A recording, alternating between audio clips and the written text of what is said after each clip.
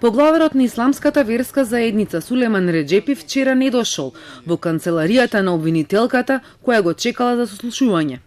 Од Скопското обвинителство ни потврдија дека го чекаат повторно на нов датум до крајот на месецот, кога ќе треба да одговори на прашањата поврзани со кривичната пријава на Хелсиншкиот комитет, дека ширел говор на омраза.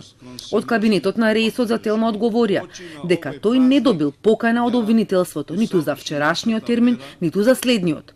Од Скопското обвинителство пак се уште не добили известување дали Реджепи ја примил поканата, но пред неколку дена велат лично го известили неговиот адвокат.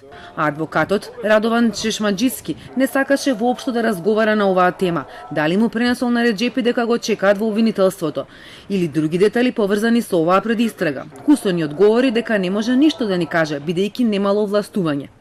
Хелсиншкиот комитет му поднесе кривична пријава на поглаварот на ИВЗ поради говорот на поставување на камен темелник на џамијата во Скопско Арнаќа, каде меѓу другото рекол: можете да видите со каква дива животиња народ живееме. Затоа немаат идентитет и нема никогаш да имаат. Реисот се обратил до присутните верници со зборови кои предизвикуваат омраа за раздор, нетрпеливост и исмејување на македонскиот народ. Сметаат од Хелсиншки и порачаа дека користењето говор на омраза од страна на вршител на висока верска функција и човек со големо влијание во јавноста е особено опасно и недозволиво. Од ИВЗ пак за медиумите тврдеа дека изјавата на Реисот била извадена од контекст и дека тој не го навредил македонскиот народ.